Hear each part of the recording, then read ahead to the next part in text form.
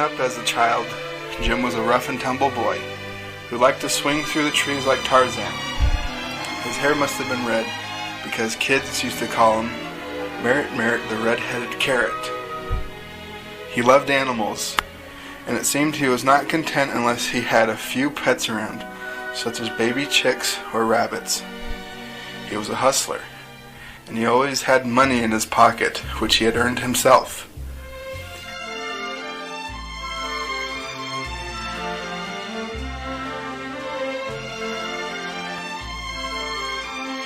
He tried to be the best at whatever he did. He was the fastest at hoeing beets, and he loved playing sandlot football. He was small, but tough, and later became a star player on the high school football team.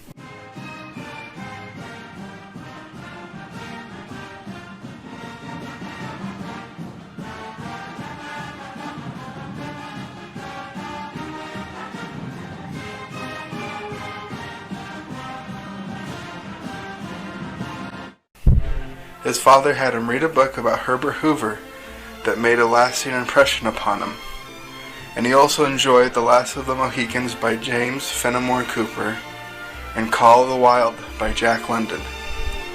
He graduated from Idaho Falls High School. Marjorie Johnson was born in Pocatello, Idaho, January 29, 1928, to Vern and Pautella Coffin Johnson. Her father ran a beauty school and later a dress shop called The Smart Shop. He loved carpentry and played the guitar. Her mother was always her dad's partner, enjoyed fresh air and exercise, and studied the gospel.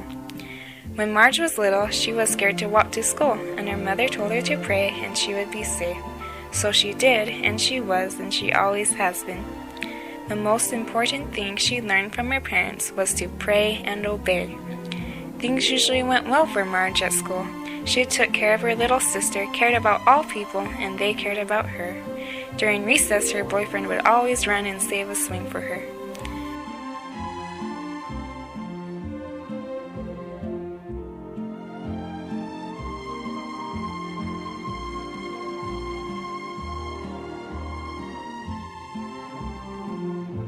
Marge had two younger sisters, Eileen and Patricia. For a time, they lived in the back of their dress shop in Idaho, and after it closed at 6 p.m., Marge and Eileen roller skated around the shop. They also enjoyed playing in the alley and tap dancing at the local theaters.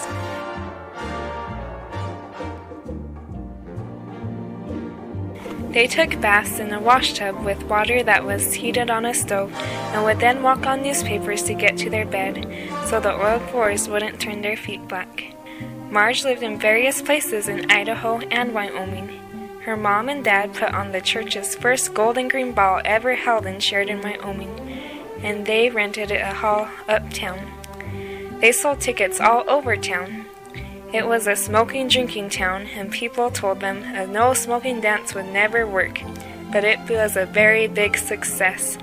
Marge loved it because she got her first formal and danced with Del Partridge, a high school boy. Her family moved back to Idaho, and Marge enjoyed dating. Jitterbugging was all the rage, and she went to her lots of dances.